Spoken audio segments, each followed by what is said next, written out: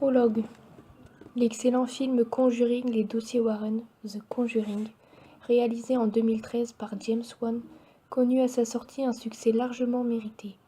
Inspiré d'une histoire vraie, il permit à de nombreuses personnes de découvrir Ed et Lorraine Warren, les célèbres enquêteurs du paranormal et l'incroyable histoire de la famille Perron. Si le film a changé de nombreux éléments au récit original, la réalité dépasse pratiquement la fiction. Peu de temps après la sortie du long-métrage, Lorraine Warren commentait d'ailleurs l'affaire en ces termes : « Mon Dieu, c'était quelque chose ce cas d'Harrisville. » Conjuring. En 1970, Roger Perron et son épouse Caroline décidèrent d'acheter une vieille maison à Harrisville, dans le Rhode Island.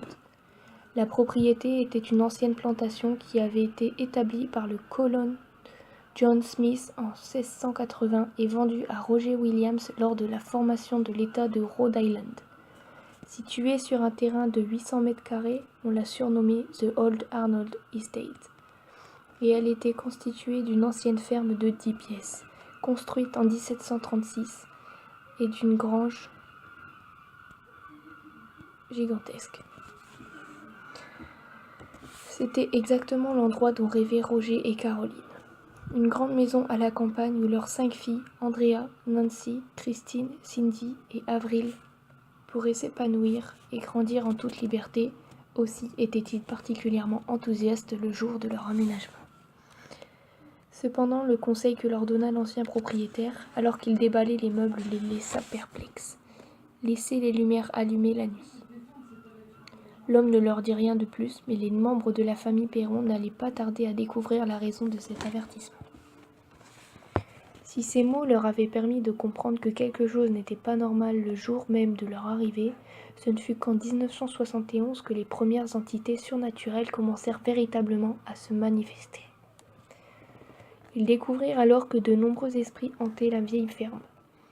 Au début, les fantômes ou les esprits démoniaques, comme l'affirmeront plus tard Edward et Lorraine Warren, semblaient inoffensifs. Ils étaient opaques, plutôt solides en apparence, mais ils n'étaient pas agressifs. L'un des esprits laissait une odeur de fleurs, alors qu'un autre passait chaque soir embrasser délicatement les filles dans leur lit afin de leur souhaiter bonne nuit. Parfois, un jeune garçon de petite taille poussait de sa main invisible des voitures miniatures et ils entendaient souvent des bruits de balayage en provenance de la cuisine. Quand ils entraient dans la pièce, Roger et Caroline constataient que le balai avait été déplacé d'un endroit à un autre et qu'un petit tas de saleté récemment balayé attendait au milieu de la pièce d'être jeté à la poubelle. Un autre esprit, qu'ils appelaient Manny, rôdait également sur les lieux. Cindy et Avril l'adoraient. Ils pensaient qu'il était l'esprit de Johnny Arnold, un homme qui s'était pendu dans le grenier de la maison au XVIIIe siècle. Manny apparaissait régulièrement près des enfants. Il se tenait debout à côté d'eux et il les regardait alors qu'ils vaquaient à leur activité quotidienne. Un sourire tordu sur son visage, amusé par leur jeu. Si un contact visuel s'établissait entre eux, alors Manny disparaissait aussi soudainement qu'il était apparu. En plus des apparitions fantomatiques, les membres de la famille Perron étaient aussi témoins de nombreuses manifestations télékinétiques.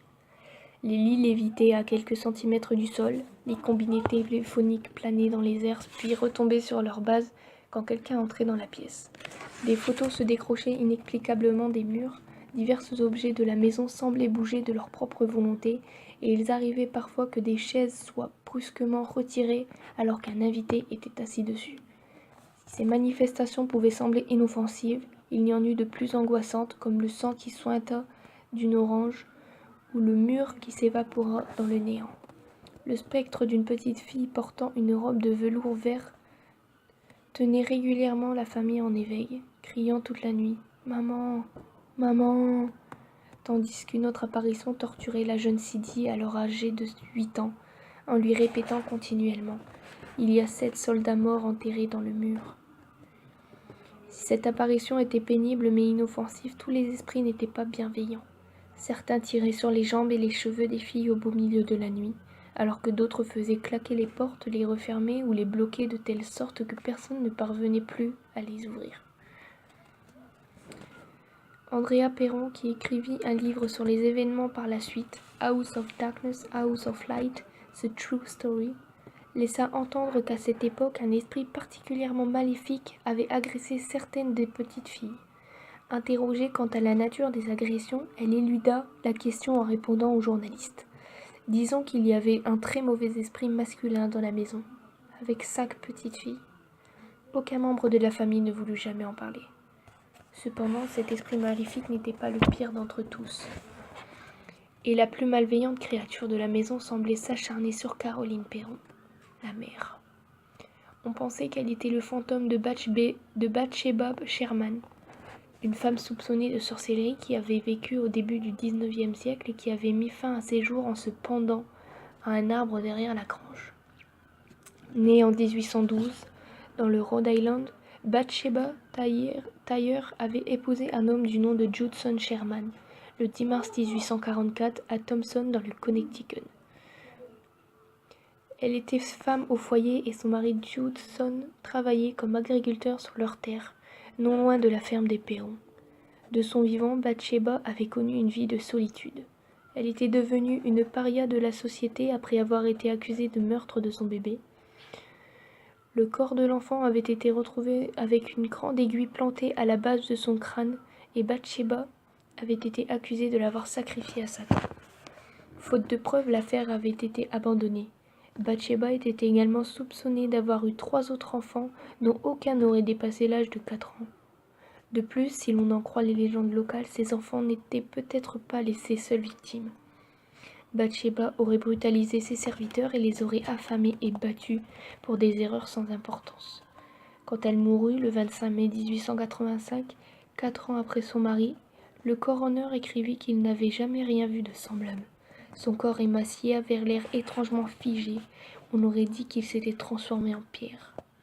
Toutefois, l'histoire contredit cette version des faits car d'après les archives, Bathsheba Sherman aurait eu un fils en mars 1849, Herbert L. Sherman, lequel serait devenu agriculteur comme son père. Il se serait marié en 1881 avec une jeune femme nommée Anna. Ils auraient eu des enfants, mais il n'existerait aucune trace de leur existence. Le fantôme de Bathsheba était particulièrement hideux. Son visage était semblable à une ruche d'abeilles desséchées recouverte de toiles d'araignée.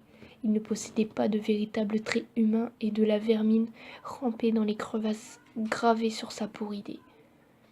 Sa tête était ronde et grisâtre et elle penchait d'un côté comme si son cou avait été brisé. L'odeur du mal flottait dans la pièce où il apparaissait. Les membres de la famille Perron s'étaient rapidement aperçus que Bathsheba avait ses préférences. Si elle tourmentait souvent Caroline et Cindy, le maître de maison avait ses faveurs. Toute la famille évitait soigneusement la cave, qui semblait être l'épicentre des manifestations de Bathsheba, mais durant leur séjour, le chauffage tomba en panne à plusieurs reprises et Roger dut se rendre à la cave afin de le réparer. Quand il descendait les escaliers, il sentait cette présence froide et puante près de lui. Parfois, pendant qu'il travaillait, Bathsheba le touchait et elle lui caressait doucement le cou ou faisait courir ses mains dans son dos. Mais si la sorcière semblait l'apprécier, elle haïssait sa femme. Elle voulait la voir partir de la maison et elle ne s'en cachait pas. En août 1977, la Providence Journal fit paraître un article qui parlait du fantôme de Bathsheba. Madame Perron a dit qu'elle s'était réveillée un matin avant l'aube et qu'elle avait aperçu une apparition près de son lit. La tête d'une vieille femme pendait sur le côté sur une vieille robe grise. Puis une voix avait résonné. « Sors, sors, je vais te conduire à la mort et à la tristesse. » Au début, Bathsheba se montrait simplement cruelle envers Caroline. Elle la pinçait, elle la giflait ou elle jetait des objets sur elle. Mais avec le temps, ses attaques se firent plus menaçantes. L'entité avait découvert que le feu était la plus grande peur de Caroline. Aussi se mit-elle à s'en servir pour la terroriser, jetant des torches sur le lit et exigeant son départ immédiat. Un jour, Caroline était allongée sur le canapé quand elle sentit soudain une vive douleur au mollet. Lorsqu'elle examina sa jambe, elle aperçut une trace de sang, comme celle laissée par une piqûre. Elle vérifia s'il n'y avait pas d'abeilles ou de choses du même genre dans la pièce, mais elle ne remarqua rien de spécial. Plus tard, dans son livre, Andrea Perron allait décrire la blessure comme un cercle parfaitement concentrique. C'est comme si une grosse aiguille à coudre avait été plantée dans sa peau. Dans les années 70, Edward et Lorraine Warren étaient déjà célèbres et ils étaient considérés comme de véritables enquêteurs du surnaturel. Pendant des décennies, ils avaient enquêté sur des phénomènes de hantise et de possession démoniaque à travers tout le pays, et dans un certain nombre d'affaires, ils avaient réussi même à convaincre le Vatican d'exorciser certains des esprits qu'ils avaient découverts. La rencontre entre la famille Perron et les Warren fut le fruit du hasard. Ed et Lorraine Warren avaient été amenés dans le Rhode Island par un groupe de chercheurs du paranormal, et ils s'étaient tout simplement retrouvés devant chez eux. Des années plus tard, Caroline Perron raconta leur rencontre en ces termes. Madame Warren est venue dans la maison sans rien savoir, et elle est entrée dans la cuisine et elle a dit « Je sens une présence sombre et son nom est Bathsheba ». Selon les Warren, Bathsheba, la sorcière, avait assassiné sa plus jeune fille en sacrifice à Lucifer. Puis elle avait suivi d'obscurs rituels avant de se pendre, espérant ainsi demeurer éternellement sur les lieux pour les hanter. Elle avait également maudit quiconque vivrait sur la propriété et l'efficacité de cette malédiction pouvait se vérifier à travers les nombreuses tragédies qui s'étaient déroulées après sa disparition.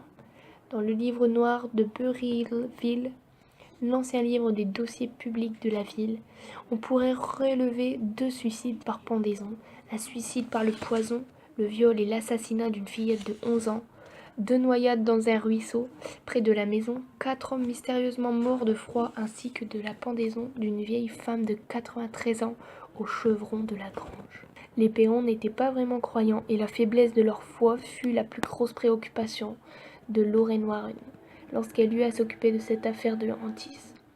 Elle était persuadée que si l'esprit de la sorcière pouvait se déchaîner avec tant de violence envers eux, c'était grâce à cette faiblesse. Elle expliqua qu'à un moment, elle avait regardé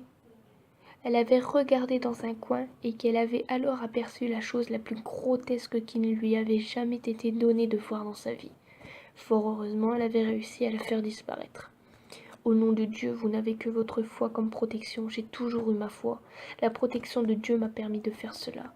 À ce moment-là, les Perron n'avaient pas de religion et c'était très dangereux. En 1974, Ed et Lorraine Warren firent de nombreux voyages pour enquêter dans la maison, et selon Lorraine Warren, jamais ils ne tentèrent un exorcisme. Mais une nuit, à l'occasion de l'une de leurs séances, la situation dégénéra brusquement et Caroline Perron fut possédée par l'esprit de Bathsheba. Ce soir-là, les Warren étaient arrivés avec beaucoup de monde, dont un prêtre et des techniciens. Andrea et sa sœur Cindy s'étaient cachés pour observer discrètement la scène. L'esprit maléfique faisait preuve d'une incroyable puissance et les fillettes étaient terrifiées. Cette nuit-là, Andrea crut que sa mère était en train de mourir. Je pensais que j'allais m'évanouir. Ma mère a commencé à parler une langue qui n'était pas de ce monde, avec une voix qui n'était pas la sienne. Sa chaise a lévité et elle l'a projetée à travers la pièce. Caroline Perron décrivit les événements de la nuit comme terribles, et même si les intentions des Warren étaient louables pour elle et pour son mari, les choses avaient dégénéré à la suite de leur intervention. Aussi, quand la situation devint incontrôlable, Roger Perron, bouleversé, demanda aux Warren de quitter les lieux. Des années plus tard, il en parlera en ces termes. Son corps entier était déformé, et ça a duré plusieurs heures, jusqu'à ce qu'ils en chassent les démons. Ensuite, je les ai mis dehors. L'intervention des Warren avait été un échec et la famille Perron dut se résigner à accepter le fait qu'ils ne vivraient jamais seuls dans cette maison.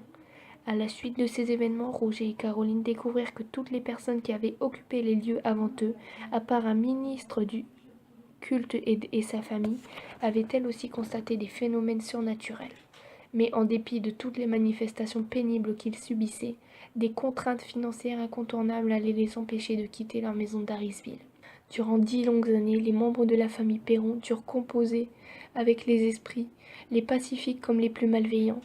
Puis en 1980, ils furent enfin en mesure de quitter la maison et ils déménagèrent en Géorgie.